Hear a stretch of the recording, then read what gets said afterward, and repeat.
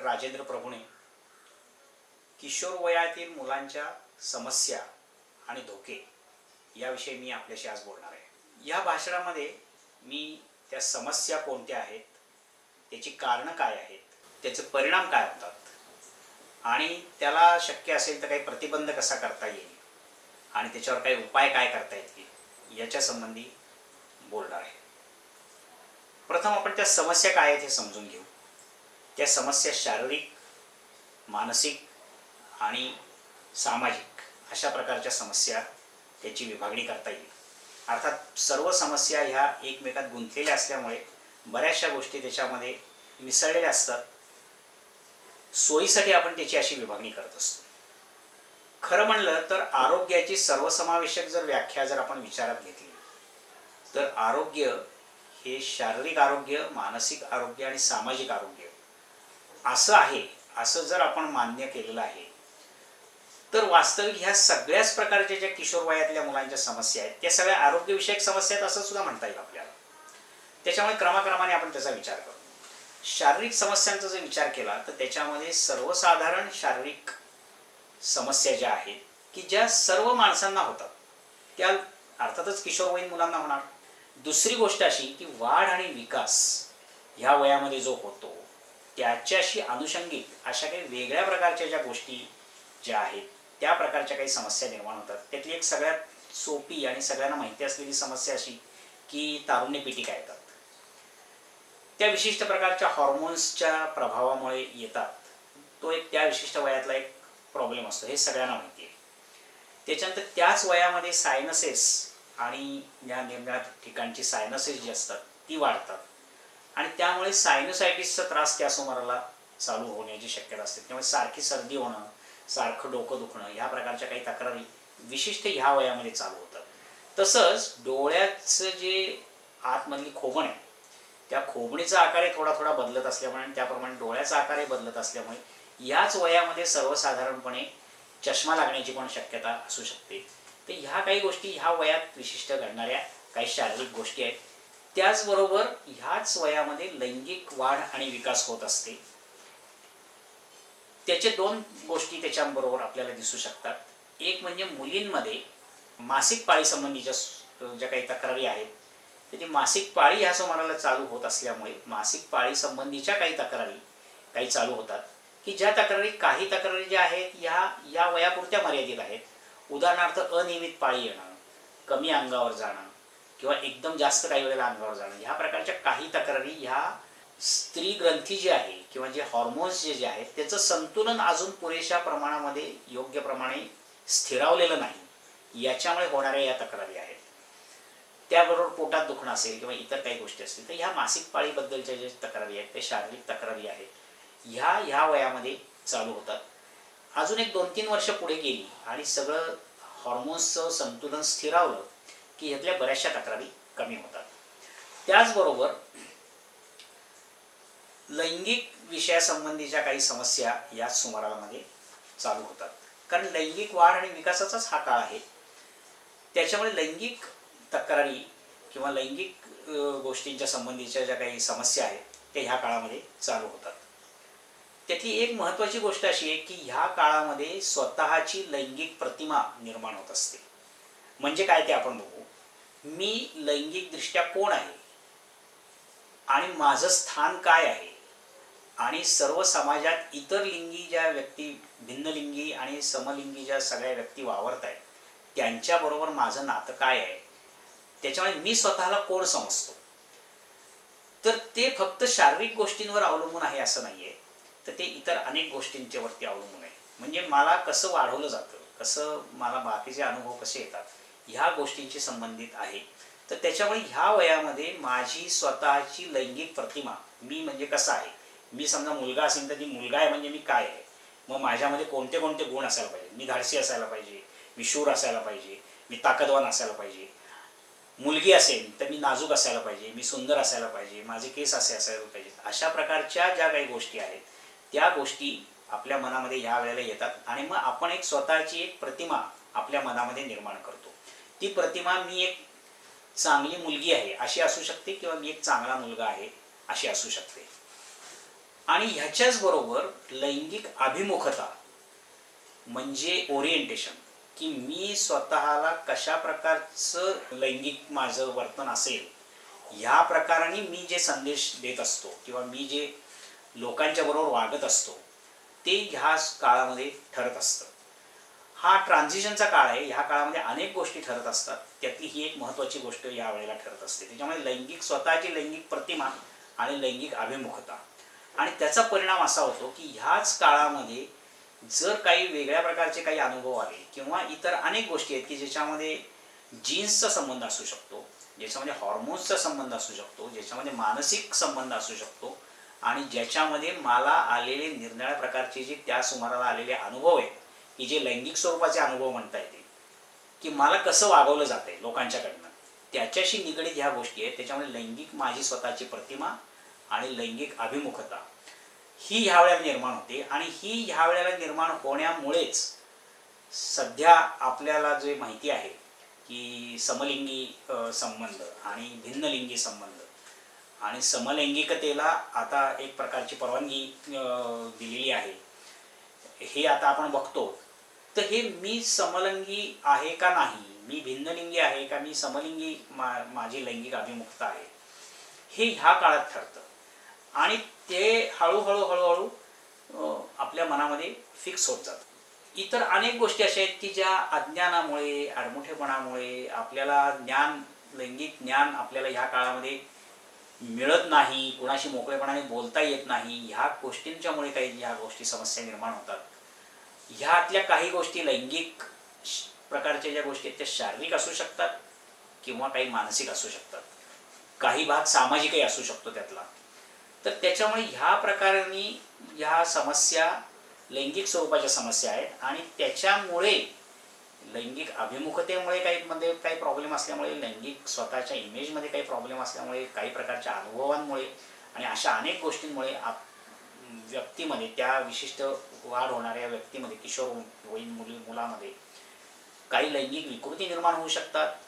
त्याला काही लैंगिक विकृतीची शिकार व्हावी लागू शकते, लैंगिक गुन्हेगारीकडे तो वळू शकतो किंवा त्याला काही प्रकारचे रोग, लैंगिक रोग की ज्याच्यामध्ये इतर लैंगिक रोग आहेत आणि त्याच्याचबरोबर एड्स असा प्रकारचा रोग आहे, तर हे रोग त्याला होऊ शकतात. तर त्याच्यामुळे ह्या प्रकारच्या लैंगिक समस्यांमुळे ह्या प्रकारचे हे सगळे रोग आणि होऊ शकतात. याच्याचबरोबर नको असलेली प्रेग्नन्सी असणं किंवा इतर काही गोष्टी, या सगळ्या गोष्टी होऊ शकतात. याच्यानंतरचा जो समस्या आहेत त्या मानसिक स्वरूपाच्या समस्या आहेत, ज्याच्यामध्ये ह्या काळामध्ये त्या बऱ्याचशा समस्या, ह्या काळामध्ये जी मानसिक वृत्ती त्या मुलाची बनत असते त्याचे बरेचसे हे परिणाम असू शकतात. म्हणजे त्या मुलाला, तो मुलगा असं बघत असतो की मी समाजात नक्की व्यक्ती म्हणून कुठे बसतोय, व्यक्ती म्हणून माझं स्थान काय आहे, समाजामध्ये असेल, कुटुंबामध्ये असेल. आणि ह्या सगळ्यात ह्याची चाचपणी तो करत असतो. मी कोणत्या कोणत्या गोष्टी करायला पाहिजेत आणि कोणत्या गोष्टी करायला नाही पाहिजे, याचं एक प्रकारचं शिक्षण तो ह्या काळामध्ये घेत असतो. आणि अनेक गोष्टींचा तो प्रयत्न करून बघत असतो. मर्यादांचा आवाका कुठपर्यंत आहे, कुठपर्यंत माझी मर्यादा आहे, म्हणजे मी किती वेड्यासारखं वागलो तर चालू शकेल, याची एक प्रकारची चाचपणी अशा प्रकारची तो करू शकतो. आणि ह्यामधनं त्याची बेदरकार वृत्ती, मुलांच्या बाबतीमध्ये जास्त करून बेदरकार वृत्ती, धाडसीपणा, अति धाडस, अति आत्मविश्वास, या प्रकारच्या काही गोष्टी दिसतात. पालकांच्या बरोबर त्यांचे जे खटके उडतात त्याचं कारण हेच असतं की ती चाचपत असतात की कोणत्या मर्यादेपर्यंत मी माझी वर्तणूक बिघडवलेली दाखवू शकतो आणि कोणतं चालणार आहे समाजामध्ये आणि कुटुंबामध्ये, माझी कोणती वर्तणूक नक्की चालणार आहे आणि कोणती चालणार नाही, याचा अंदाज घेण्याचं काम या वयात मुलं करत असतात. आणि ह्याच्याबरोबर हे जर समजा हे नीट जुळलं नाही पालकांच्याकडनं आणि समाजाकडनं, हे जर सगळं त्याचं प्रतिसाद बरोबर दिला गेला नाही, तर बऱ्याचशा समस्या निर्माण होऊ शकतात. त्याच्यामध्ये नैराश्य आहे, दुर्बलता आहे, मानसिक दुर्बलता आहे, अपेक्षाभंग खूप आहेत आणि त्या अपेक्षाभंगांबरोबरच प्रेमभंग आहेत. आणि ह्या सगळ्याचा परिणाम म्हणून आत्महत्येपर्यंत लोक जातात. आता वास्तविक एका परीक्षेत नापास होणं हे आता आपल्याला असं माहिती आहे, आता आपल्याला असं समजतं की एका परीक्षेमध्ये नापास होणं किंवा एक प्रेमभंग होणं हे काही आत्महत्येचं कारण खरं म्हणजे होऊ शकत नाही. पण ते त्या काळात मुलांना तसं ते वाटत नाही आणि ते त्यांना इतकं प्रचंड गंभीर वाटतं, इतकं प्रचंड महत्त्वाचं वाटतं की त्यामुळे ते ह्या निर्णयापर्यंत पोहोचू शकतात. बेदरकार वृत्ती, धोकादायक वृत्ती, गुन्हेगारी वृत्ती ह्याच्याकडे ह्या वयात मुलं वळू शकतात. रॅगिंग हा एक अशा प्रकारचाच एक विशिष्ट विकृतीचाच भाग आहे ज्याच्यामध्ये रॅगिंग करणारा सुद्धा आणि रॅगिंग करून घेणारा दोघंही एका वेगळ्या पातळीपर्यंत दोघांनाही त्रास होऊ शकत असतो. त्याच्यानंतर लैंगिक अभिमुखतेचे, बदललेल्या लैंगिक अभिमुखतेचे परिणाम पण आपल्याला ह्याच वयामध्ये दिसू शकतात. म्हणजे उदाहरणार्थ तो सकृतदर्शनी मुलगा आहे पण त्याला जर असं वाटत असेल की मी मुलीसारखा आहे, मी स्वतःला मुलगी समजतो किंवा मुलीसारखं समजतो, मुलीसारखे काही गुण माझ्यामध्ये आहेत, तर त्याला असं वाटतं की आपण समलिंगी पुरुषाशी संबंध ठेवावे किंवा समलिंगी पुरुषाशीच आपलं पटू शकेल, आपली जोडी त्याच्याबरोबरच निर्माण होऊ शकेल असं त्याला वाटतं. किंवा काही मुलींना असं वाटू शकतं की पुरुषाचा रानटीपणा, दांडगेपणा आपल्याला सहन होणार नाही, तेव्हा मुलींच्या बरोबरच आपण एक सुखाने राहू शकतो.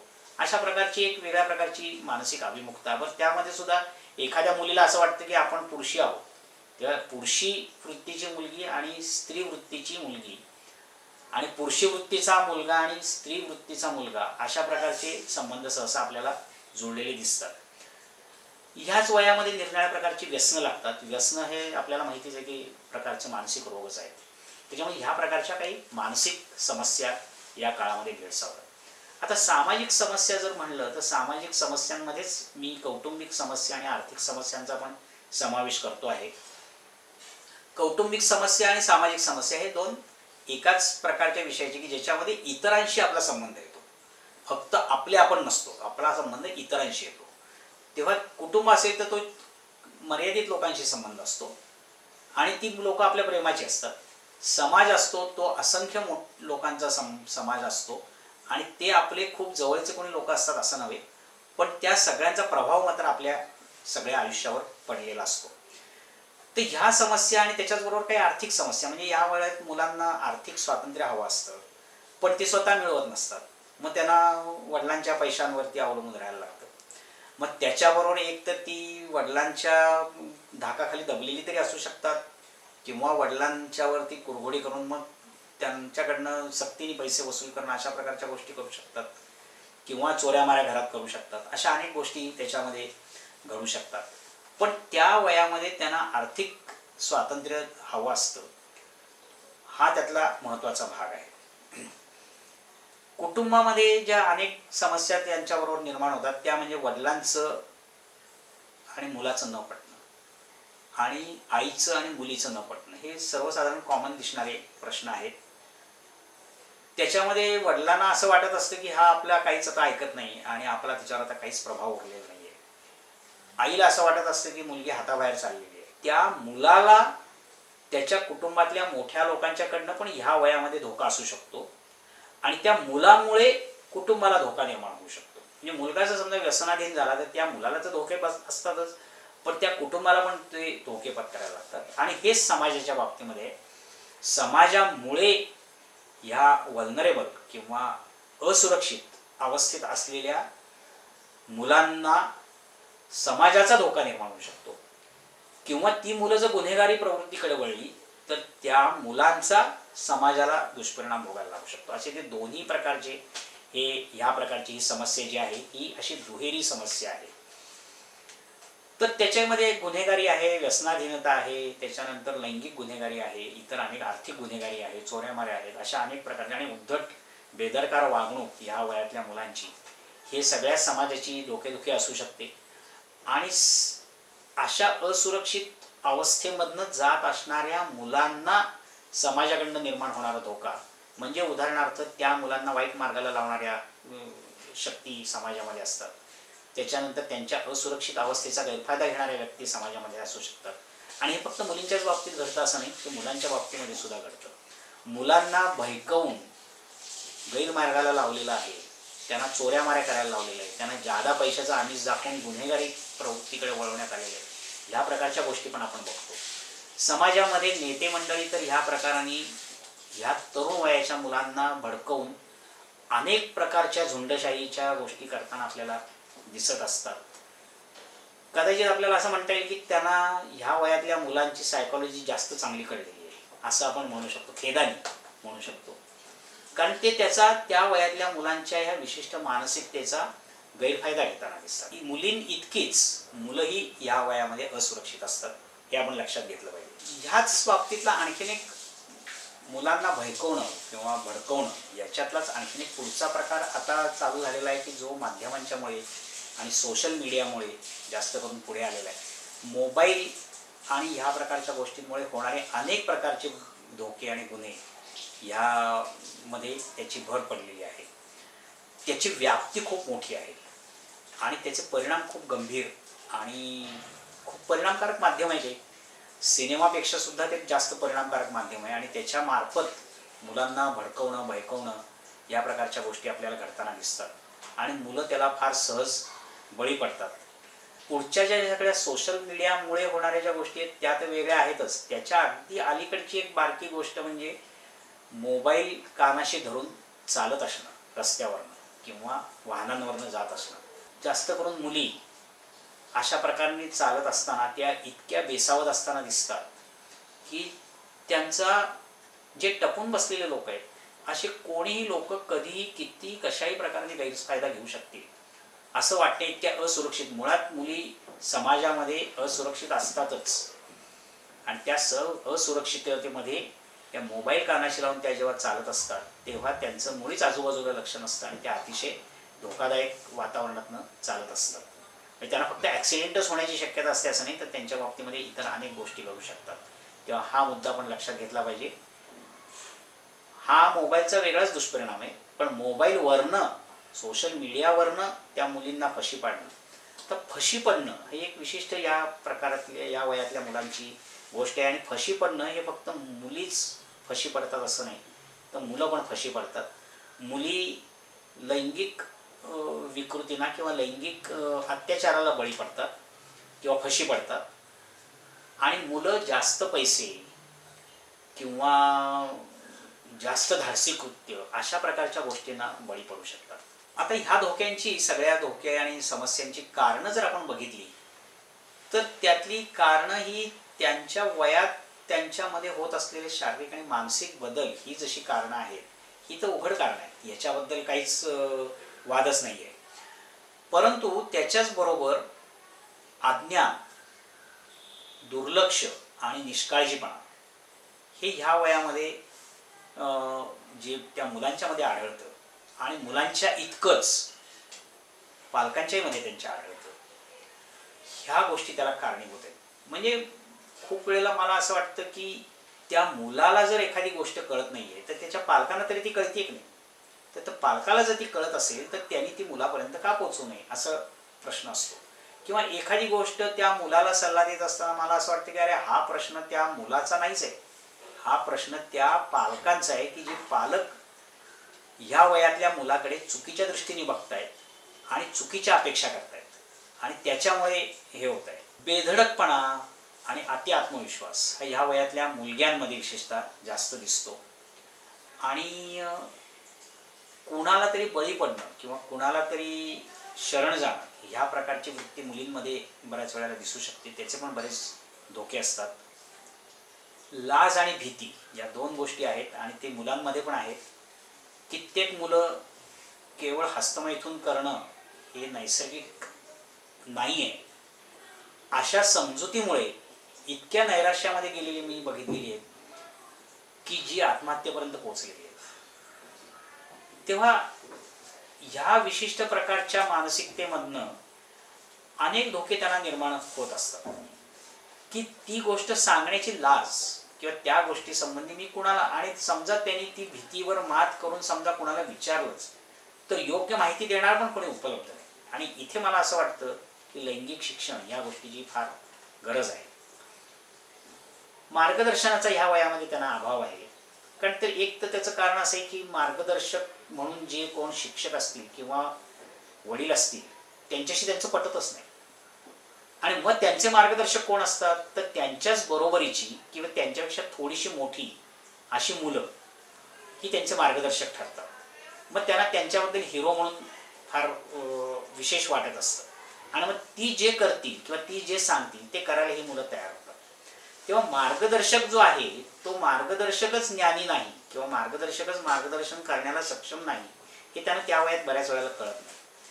हा एक प्रश्न आहे. आणि ह्या वयात संवाद सुसंवादाचा जो अभाव असतो, पालक आणि मुलगा किंवा शिक्षक आणि मुलगा किंवा मुलगी यांच्यामध्ये संवाद आणि सुसंवाद यांचा जो अभाव आहे त्याच्यामुळे ह्या सगळ्या प्रकारचे प्रश्न हे जास्त वाढतात असं मला वाटतं.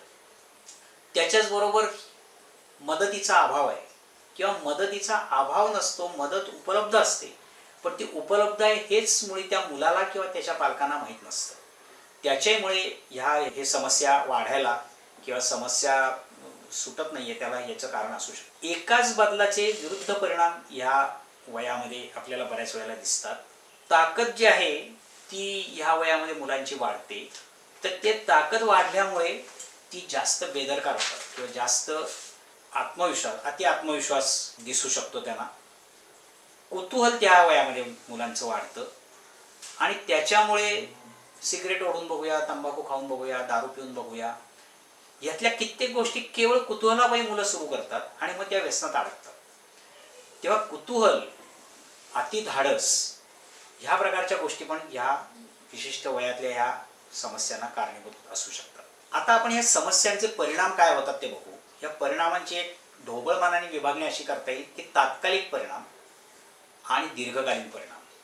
म्हणजे उदाहरणार्थ कसं की विशिष्ट प्रकाराने तो जो मुलगा आजारी असेल, म्हणजे समजा उदाहरणार्थ तारुण्य पिटिका घ्या, तर त्या तारुण्य पिटिका हा तात्कालिक आजार आहे आणि त्याच्यामुळे फार तर काय होईल तर फार तर त्याच्या चेहऱ्यावरती काही डाग नंतर दिसू शकतील, पण ते काही फार महत्त्वाचं आहे, त्याच्या तब्येतीला हानिकारक आहे असं नाही, धोकादायक आहे त्याच्या तब्येतीला असं नाही. त्याचे डाग चेहऱ्यावर दिसू शकतील, ते कायमस्वरूपी पण दिसू शकतील, काही डाग त्यातले कायमस्वरूपी पण असू शकतील.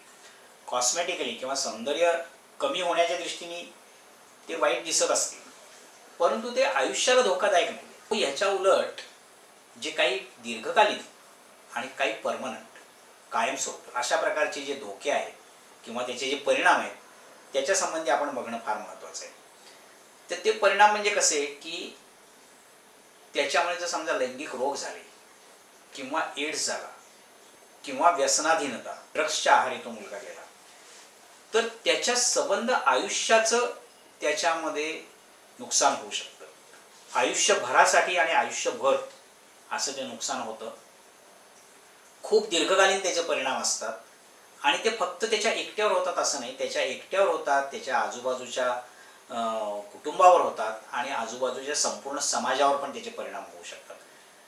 दारू पिऊन जर एखादा मुलगा वाहन चालवत असेल तर तो समाजाला घातक असू शकतो, तो ॲक्सिडेंट करू शकतो, निरपराध लोकांना मारू शकतो. तर ह्या प्रकारच्या परमनंट गोष्टी, कायमस्वरूपी गोष्टी की ज्याच्यातनं बाहेर पडणं खूप अवघड आहे, अशा प्रकारच्या गोष्टी, अशा प्रकारचे परिणाम हे दीर्घकालीन परिणामांमध्ये मोडतात. आणि आत्महत्या हे तर हा तर शेवटचाच परिणाम त्याचा म्हणता येईल की ज्याच्यातनं तो दीर्घकालीन नाही तर तो कायमस्वरूपी आहे की त्याच्यानंतर पुढे काही नाहीच, अशा प्रकारचा तो शेवट आहे. तर हे इतके गंभीर परिणाम ह्या विशिष्ट प्रकारच्या विशिष्ट काळातल्या समस्यांमुळे होऊ शकतात. त्याच्यामुळे ह्या समस्यांकडे वेळीच लक्ष देणं आणि वेळीच त्यांना प्रतिबंध करणं किंवा वेळीच त्यांच्यावर उपचार करणं ही अतिशय महत्त्वाची भाग आहे. त्याच्यामुळे आपण आता असं बघूया की ह्याला काही प्रतिबंध करता येणं शक्य आहे का, आणि त्याच्यावर जर प्रतिबंध करता येणं तर काय काय करता येईल आणि उपचार काय त्याच्यावरती. प्रतिबंध करण्याचा सगळ्यात एक महत्त्वाची गोष्ट म्हणजे आपण आपल्या आरोग्याकडे, म्हणजे त्या वयातल्या मुलांनी आपल्या आरोग्याकडे लक्ष देणं. आणि हे आरोग्य म्हणजे शारीरिक आरोग्य आहे, मानसिक आरोग्य आहे आणि सामाजिक आरोग्य. शारीरिक सक्षमता त्यांनी त्यावेळेला वाढवणं ही अतिशय महत्त्वाची गोष्ट आहे. शारीरिक सक्षमता जर आपली वाढलेली असेल तर आपण कुठल्याही समस्येशी सामना करायला सक्षम असतो आणि त्याच्यामुळे आत्मविश्वास आपला लगेच वाढतो आणि आपण एका विशिष्ट प्रकाराने आपल्यामधली सक्षमता वाढते. त्याच्यामुळे शारीरिक आरोग्य अतिशय महत्त्वाचं आहे. मानसिक आरोग्य की लोकांशी आपण आपलं मानसिक संतुलन कसं आहे, मानसिक आरोग्याच्यासाठी काय काय करणं शक्य आहे आपल्याला, ते त्यांनी बघायला पाहिजे. म्हणजे आपल्याला आपल्या स्वतःबरोबर छान वाटतंय का, आपल्याला स्वतःबद्दल आपण स्वतःशी कम्फर्टेबल आहोत का, हे बघणं म्हणजे मानसिक आरोग्याचा एक महत्त्वाचा भाग आहे असं मला वाटतं. सामाजिक आरोग्य म्हणजे आपलं लोकांशी कसं पटतंय, आपलं लोकांशी कसं जमतंय आणि लोक आपला स्वीकार कसा करतायत ह्याच्याकडे लक्ष देणं म्हणजे सामाजिक आरोग्याकरता आपण काहीतरी प्रयत्न करण्यासारखा आहे. अगदी सोप्या, जेवढ्या शक्य तेवढ्या सोप्या पद्धतीने हे मी सांगण्याचा प्रयत्न करतो. ह्याच्यामध्ये खूप खोलात जाऊन खूप सांगण्यासारखं आहे, परंतु अगदी सोप्या पद्धतीने म्हणजे मी समाजामध्ये कुठे बसतो आणि समाज मला कसा स्वीकारतो, म्हणजे आपलं सामाजिक आरोग्य चांगलं आहे. मला जर समाज चांगलं स्वीकारत असेल आणि समाजाला मी चांगले समाजामध्ये सगळ्यांच्या मित्रमंडळी किंवा इतर जे काही लोक आहेत त्यांच्यामध्ये मी जर कम्फर्टेबली वावरू शकत असेल तर माझं सामाजिक आरोग्य बरं आहे असं मला समजायला काही हरकत नाही. त्याच्यानंतर दुसरा प्रतिबंधक उपाय म्हणजे सगळ्यात महत्त्वाची गोष्ट म्हणजे लैंगिक आणि आरोग्य शिक्षण आणि योग्य प्रकाराने योग्य विषयांची योग्य प्रकाराने माहिती. आपल्याला ही माहिती असणं आणि ज्ञान असणं आणि शिक्षण असणं ही अतिशय महत्त्वाची गोष्ट आहे. त्याच्यामुळे बऱ्याच समस्यांचं प्रतिबंध व्हायला मदत होऊ शकते. समस्यांचं आकलन, प्रत्येक खरी समस्या काय आहे आपली हे नीट समजून घेणं हे ती समस्याला उत्तर शोधण्याकरता असणारी पहिली पायरी आहे. योग्य माहिती आणि ज्ञान त्याच्याकरता आपण मिळवत राहिलं पाहिजे. या वयातल्या मुलांना मी असं सांगेन की तुम्ही लोक काय सांगतायत याच्यापेक्षा स्वतः त्या गोष्टीवर काहीतरी विचार करा. स्वतः विचार करण्याची कुवतच आपण सध्या बरीचशी घालून बसलेलो आहोत. सगळं आपल्याला लोक सांगतात आणि लोक सांगतात ते आपण बिनतक्रार मान्य करत राहतो, हे बरोबर नाही. हे मला अमुक माणूस असं सांगतोय की तू हे असं असं घे, ही बॅग हातात घे आणि तू त्या माणसाला जाऊन दे, तर हे मी का करायचं, कशा करता करायचं, हे करण्याचे फायदे काय, तोटे काय, हे करणं योग्य आहे का, अयोग्य आहे का, हे करणं न्याय्य आहे का, हे करणं बरोबर का चूक, या अशा अनेक गोष्टींचा जो विचार आहे तो विचार त्या मुलाने जर करत राहिला आणि तो स्वतः करत राहिला, स्वतः त्याची उत्तरं मिळवत राहिला तर त्याला त्याचा फायदा होईल.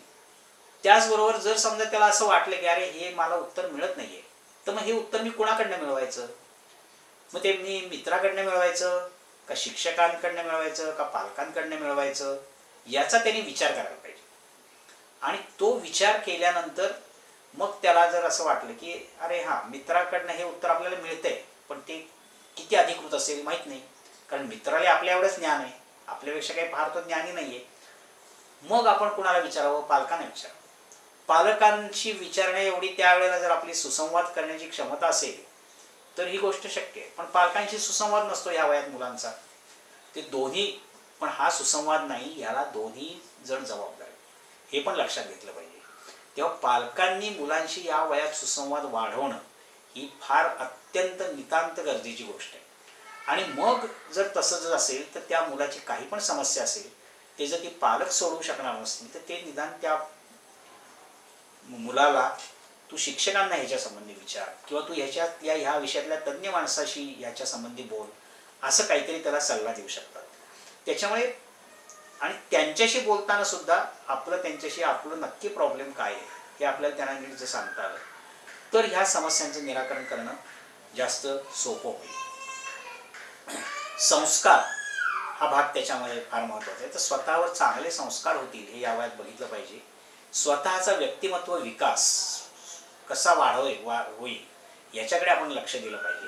कारण स्वतःचं व्यक्तिमत्व वाढवण्याकडे जर आपण लक्ष दिलं तर कुठल्या तरी भलत्याच आणि बिनमहत्त्वाच्या गोष्टींच्याकडे या वयातली मुलं लक्ष देणार नाहीत. स्वयंशिस्त आपल्याला लावून घ्यायचा प्रयत्न करायला पाहिजे. ह्या गोष्टी आपल्याला वाटतं तितक्या अवघड नाही आहेत. आपल्याला वाटतं की स्वयंशिस्त, संस्कार म्हणजे असे काहीतरी जड गोष्टी आहेत, तसं नाही आहे. संस्कार म्हणजे काय तर चांगलं काय वाईट काय ते ठरवणं आणि चांगलं वागण्याचा प्रयत्न करणं, इतकी साधी गोष्ट आहे. तसंच स्वयंशिस्त ही गोष्ट अशी आहे की ही गोष्ट, उदाहरणार्थ मी मोटरसायकलवरनं चाललोय आणि समोर लाल दिवा लागलेला आहे, तर लाल दिवा लागल्यानंतर मी तो ओलांडून पलीकडे जाणार नाही, ही एक सामाजिक शिस्तीचा भाग आहे. बाकीची लोक, माझ्या भोवतालची लोक जात आहेत का नाहीत जात आहेत त्याच्याशी मला काही देणं घेणं नाही आहे.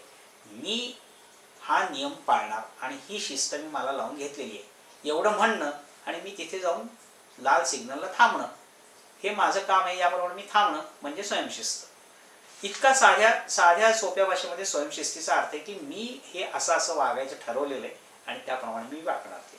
आता ह्याच्यानंतर जाऊन जर माझ्या काही समस्या असतील तर ते मी योग्य व्यक्तीकडे जाऊन मार्गदर्शन आणि मदत मागणं, कुठे कुठे मदत उपलब्ध आहे याचा विचार करणं.